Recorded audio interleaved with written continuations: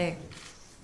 지금부터 국무총리의 행정통합 인센티브 관련 브리핑이 있겠습니다. 안녕하십니까. 국무총리 김민석입니다. 대한민국은 그동안 수도권 중심 국가발전 전략 추진으로 급속한 경제 성장을 이끌어 왔습니다. 하지만 지금은 산업, 인구, 인프라의 수도권 집중이 성장 동력이 아닌 국가발전의 걸림돌로 작용하고 있습니다. 수도권 일극체제의 심화로 서울은 집값 폭등, 교통 혼잡 등 극심한 비효율이 발생하고 지역은 인구 감소로 인한 지방 소멸 위기에 처해 있습니다. 대한민국이 강해지기 위해서는 지역이 강해져야 합니다. 지역 균형 발전은 지역을 배려하는 정책이 아닌 지속 가능한 미래를 위한 생존 전략입니다. 정부는 대한민국의 재도약을 위해 수도권 중심 성장에서 지방 주도 성장으로의 대전환을 올해 국정과제 중 가장 우선순위에 두고 추진할 계획입니다. 그 핵심 수단 중 하나가 바로 광역 지방 정부 간 행정통합입니다. 행정통합은 단순히 지도를 다시 그리는 일이 아닙니다. 생활권과 경제권을 하나로 묶고 교통과 산업, 복지와 안전을 함께 설계하는 일입니다. 이를 통해 통합된 지역이 국가 발전의 한 축으로 도약할 것입니다. 정부는 행정통합을 성공적으로 추진하고 통합이 곧 지방의 성장으로 연결될 수 있도록 지역 주민이 체감할 수 있는 4대 분야에 대한 파격적인 인센티브를 마련하였습니다. 첫째는 재정 지원, 둘째는 통합특별시 위상 강화, 셋째는 공공기관 우선 이전, 넷째는 산업 활성화입니다. 먼저 정부는 통합특별시에 각각 연간 최대 5조 원, 4년간 최대 20조 원 수준의 파격적인 재정 지원 방안을 마련하겠습니다. 통합하는 지방정부에는 확실한 인센티브와 그에 상응하는 자율성과 책임성을 부여하겠습니다.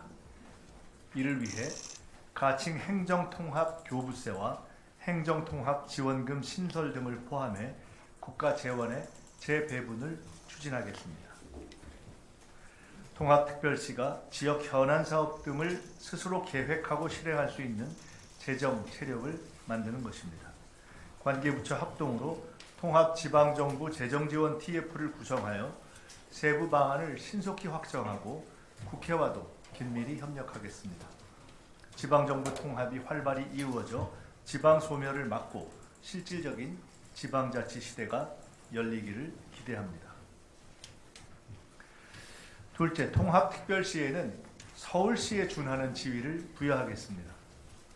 부단체장 수를 4명으로 확대하고 직급도 차관급으로 상향하겠습니다.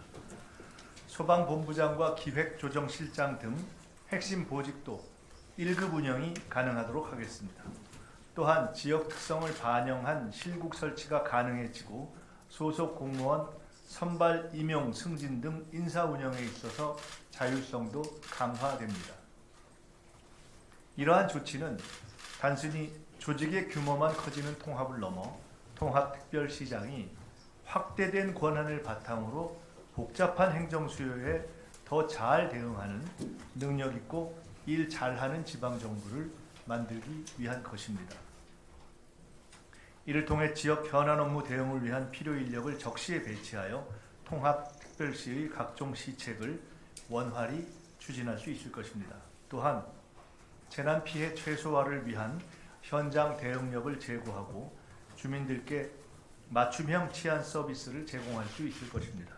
정부는 통합특별시가 경쟁력 있는 지방정부 모델로서 지역 발전을 주도해 나갈 수 있도록 지원하겠습니다. 셋째, 공공기관 이전 등에 있어 통합특별시를 적극 우대하겠습니다. 27년 본격 추진 예정인 2차 공공기관 이전 시 통합특별시 지역을 우선 고려하되 구체적인 이전 기관 등은 지역 선호, 산업 여건 등을 고려하여 추후 논의해 가겠습니다. 또한 현재 통합특별시 내에 있는 국가 소속의 특별 지방행정기관 업무도 이관하겠습니다. 구체적인 이관 대상은 법 제정 후 국무총리 소속 통합특별시 지원위원회에서 결정할 예정입니다. 공공기관 이전은 지역 내 양질의 공공 일자리 창출을 통해 청년 인구 유출을 방지하고 교육, 의료, 교통 등 각종 생활 인프라 구축을 통해 지역 생활 여건이 개선되는 직접적 계기가 될 것입니다. 지역 특화 산업과 연계된 기관이 이전될 경우 산업 발전의 시너지 효과가 창출될 수 있으며 관련 공공기관과 민간 기업 등의 추가 유치도 가능해질 것입니다. 마지막으로 통합특별시가 기업하기 좋은 창업 중심 도시가 될 수 있도록 적극 지원하겠습니다. 입주 기업에 대해 고용 보조금과 교육 훈련 지원금을 지원하고 토지 임대료 감면, 각종 개발 사업에 대한 지방세 감면 등도 추진하겠습니다. 그리고 투자진흥지구, 문화산업진흥지구 등 각종 지구에 대한 지원도 강화하겠습니다. 또한 국유재산 임대기간 확대와 사용료 감면을 추진하고 통합특별시에 신설되는 특구에 대해 기회발전특구 수준으로 세제 지원을 강화하겠습니다.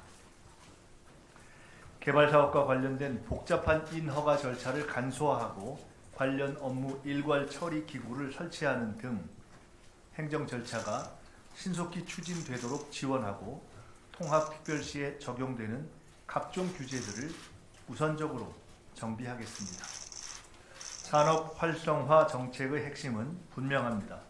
각종 지구를 중심으로 산업 클러스터를 형성하고 규모의 경제와 기술 혁신을 통해 기업, 투자, 일자리가 늘어나는 도시를 만드는 것입니다.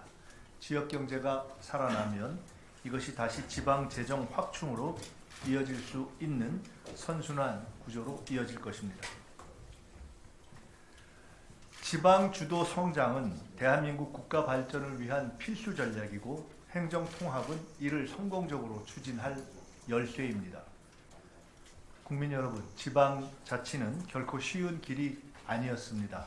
1990년 김대중 전 대통령의 목숨을 건 단식 투쟁으로 30년 만에 부활된 지방자치를 통해 지역민의 눈높이에 맞춘 지역 정책이 보급되기 시작했습니다.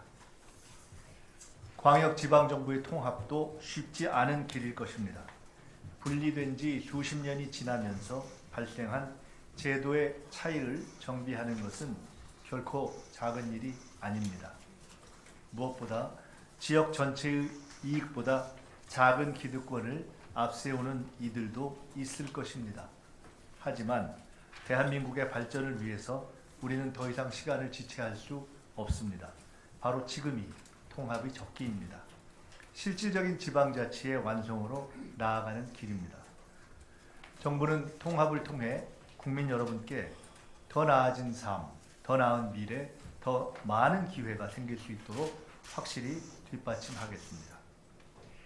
이번 인센티브뿐 아니라 국무총리 소속으로 지원위원회를 마련해서 통합특별시를 지속적으로 지원하고 통합특별시가 5급 3특의 핵심 축으로서 성공적으로 출범 성장할 수 있도록 하겠습니다.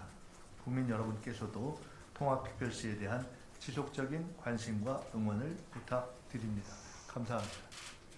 네, 이상으로 브리핑을 마치겠습니다. 이어서 발표와 관련하여 질의응답 시간을 갖도록 하겠습니다. 질문하실 기자분께서는 손을 들어주시고 소속과 이름을 말씀해 주시기 바랍니다. 네, 기자. 네, 안녕하세요. 저 매일경제신문 류영욱 기자라고 합니다. 지방 재원 방안 중 하나로 행정통합교부세 말씀하셨는데 이게 현재 지자체 교부세하고 좀 별도로 개설되는 웃돈 성격인지 아니면 통합특별시에 교부된 비율이 지금 여타 지자체와 지자체 교부세가 달라지는 건지 좀 궁금하고요. 그리고 국정과제에서도 포함된 국세 지방세의 비율 조정 같은 건 이루어지지 않는지 추가적으로 통합특별시에 대해서 이 비율이 달라지는 건지 여부도 좀 궁금하고, 마지막으로 행정통합지원금 신설하겠다고 했는데 이게 뭐 재원 마련이랑 좀 구체적으로 어떤 식으로 이루어지는지 좀 설명을 좀 부탁드리겠습니다.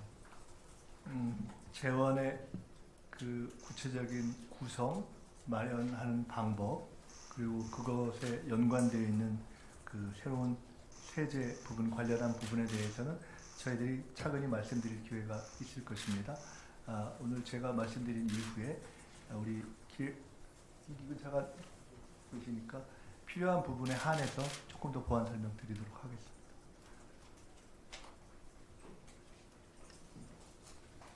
다른 질문 있으십니까?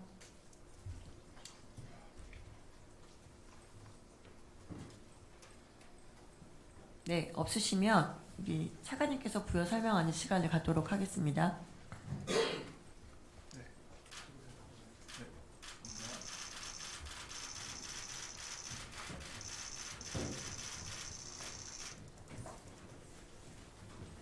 그럼 재경부 기획처 차관님께서 설명을 하도록 하겠습니다.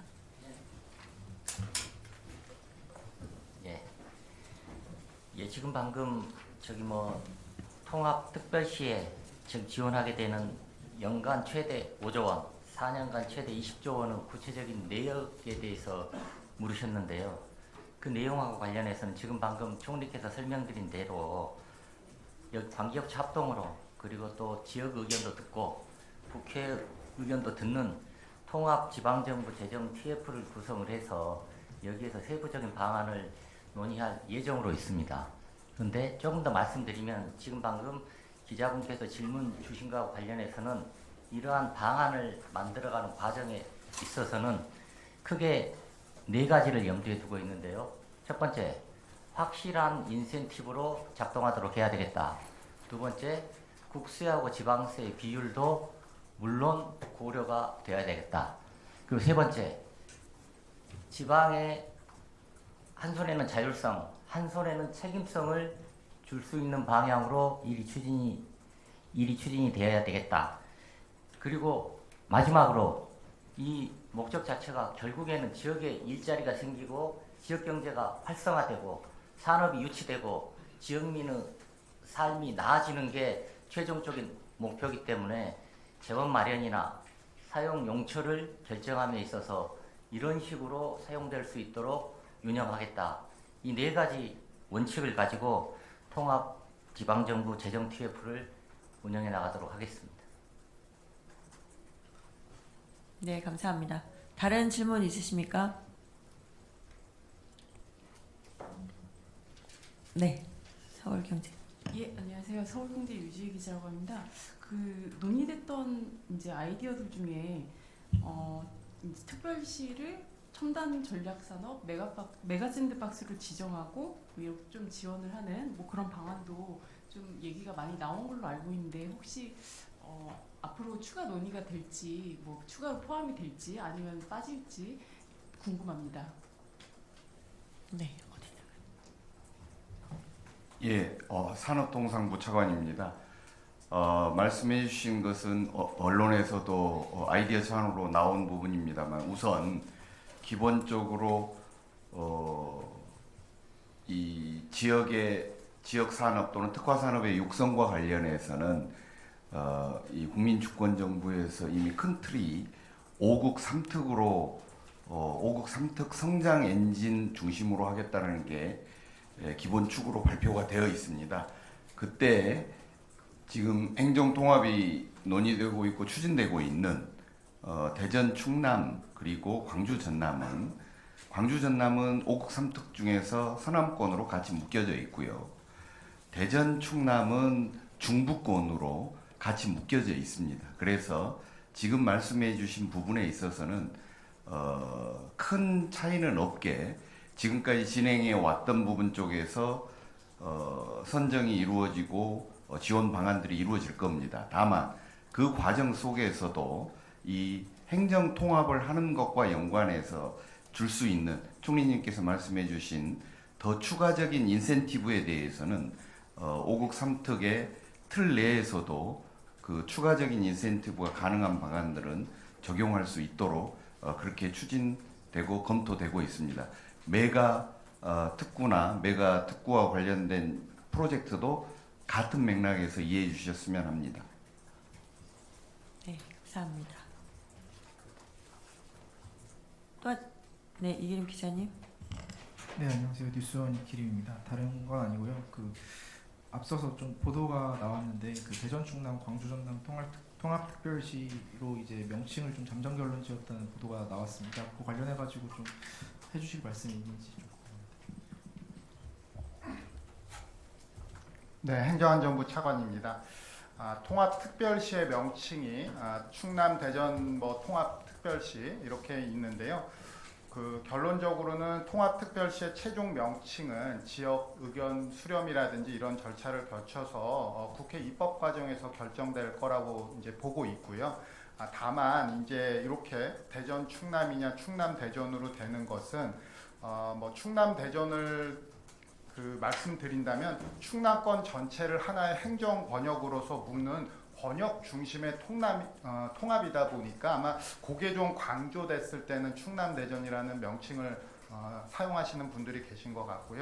또 광주 전남은 또 그대로 가는 거는 그래도 호남 지역에서 광주가 상징하는 의미가 있다라고 봐서 광주를 중심으로 연계 권역을 발전시켜 나간다. 이렇게 해서 아마 그렇게 명칭을 정하는 것 같습니다. 최종적인 것은 국회 입법 과정에서 주민 의사를 충분히 수렴해서 결정될 거로 보고 있습니다. 네. 그럼 시간 관계상 이상으로 질의응답을 마치도록 하겠습니다. 감사합니다.